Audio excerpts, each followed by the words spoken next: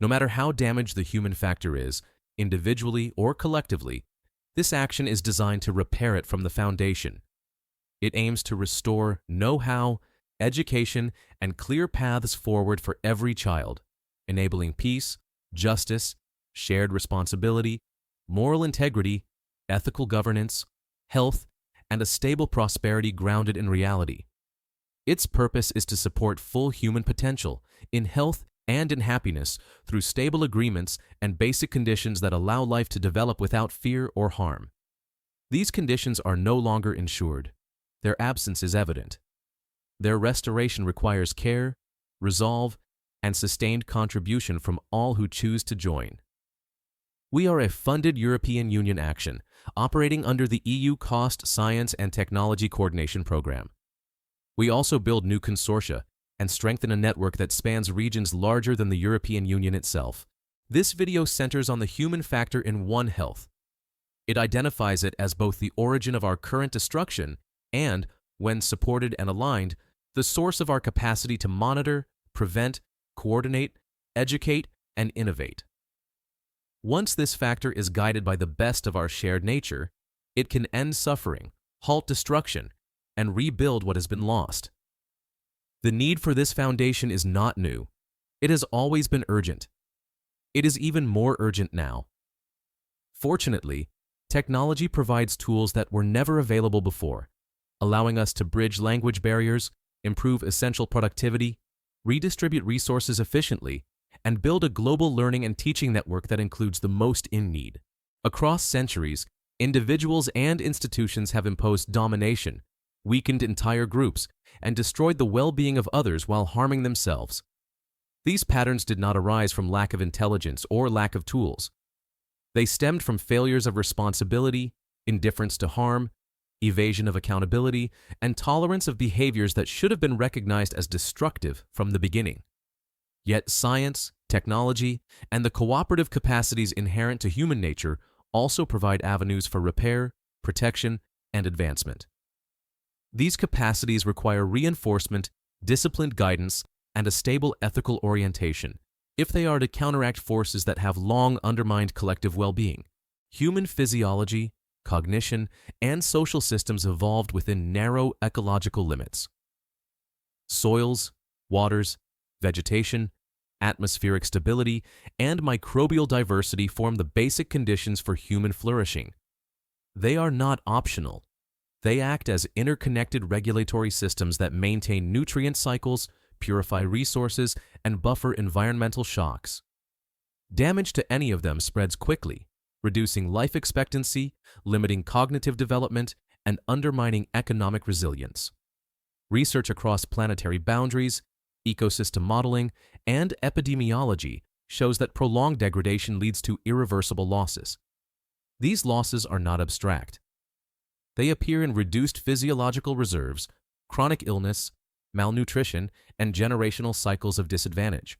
The same pattern applies to social and institutional conditions. When corruption, incompetence, and criminal behavior enter systems meant to protect or educate, the results are measurable in mortality, morbidity, and economic decline. Evidence from public health, criminology, and developmental science converges on a simple conclusion. Harm arises not only from active malice, but also from passive tolerance of destructive practice. When decision-makers ignore evidence, obstruct communication, or tolerate environments that erode trust and safety, the damage accumulates until collapse becomes unavoidable. Skills do not develop. Lives end early. Communities lose confidence. These effects are documented and quantified. They require monitoring, coordination, ethical integrity, legal accountability, scientific engagement, and open communication. They require visibility. Much of this damage remains hidden. Despite this history, human ingenuity has produced major advances in medicine, environmental management, engineering, communication, and data analysis. These tools expand our capacity to track ecological change, detect emerging risks, prevent harm, and protect vulnerable groups. They also permit restoration through targeted action, precise education, and integrated planning. Fields such as molecular biology, remote sensing, planetary health analytics, and behavioral science now provide fine-grained insight into causal chains. These insights allow interventions adjusted to local conditions, enabling scarce resources to save the most lives and protect the most ecosystems. Technology alone is insufficient. Without ethical application, it magnifies inequality and risk. Surveillance can be misused. Data can be manipulated. Engineering can be weaponized. To avoid repeating historical mistakes, scientific work must be paired with transparent governance, rigorous evidence validation, and independent oversight. Open science, reproducibility, and continuous peer review are essential. Without them, even advanced tools are vulnerable to misuse by actors who prioritize power or profit over collective survival. The case for protecting those most in need is both moral and empirical. Early disadvantage sets children on trajectories of altered neurodevelopment, weakened immunity, and reduced educational attainment. Adults exposed to exploitation, unsafe conditions, or institutional neglect face higher risks of disability, mental illness, and premature death.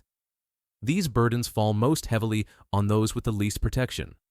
No society committed to scientific and ethical progress can ignore this. The protection of biodiversity is equally urgent. Ecosystems supply pollination, disease regulation, carbon storage, and water stability. Their collapse increases the likelihood of zoonotic spillover, agricultural failures, water scarcity, and mass displacement. The science is clear. When ecosystems cross certain thresholds, recovery becomes improbable. Prevention is not ideology. It is a requirement for human survival within physiological boundaries. A core asymmetry shapes all these issues. Those who cause the greatest harm are often few but hold disproportionate influence. A single polluter can poison a watershed. One corrupt authority can disable safety systems. A small group spreading systematic deception can break trust in scientific evidence. These behaviors spread like toxins. They destabilize entire systems. Naming them as misunderstandings hides their true nature. They are destructive acts with lethal consequences.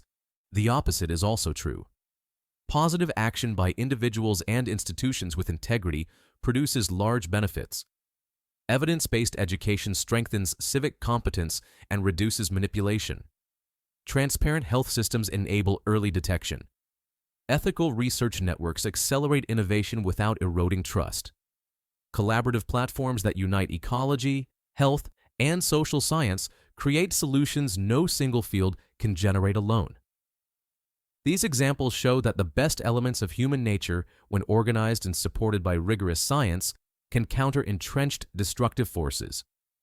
We now have a narrow but real opportunity. Technology offers unprecedented insight into environmental dynamics, human physiology, and social behavior. If applied with precision and ethical clarity, it can reinforce conditions needed for long, healthy lives. It can reduce disease burden, expand education, protect vulnerable populations, and preserve the biosphere. The alternative is further decline driven by corruption, incompetence, and indifference, with costs measured in lost decades of life, degraded ecosystems, and diminished human capability. The path ahead requires coordination across research, education, administration, and communities.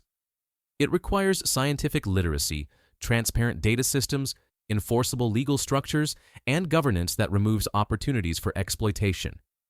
It requires long-term planning aligned with ecological and physiological limits. Above all, it requires commitment to protect life in all its forms and to cultivate human potential despite centuries of adversity. This is the moment to act. Those with knowledge, tools, and awareness must move together. Please join the effort. Strengthen the systems that protect life. Support the missions that restore justice and ecological balance. Help build a future where scientific integrity, ethical responsibility, and collective protection guide progress. Teach current and future generations what is needed and how urgent it is. This action is designed to lay the essential foundation across all our nations. Thank you for your attention. Please share this message with colleagues and all relevant stakeholders.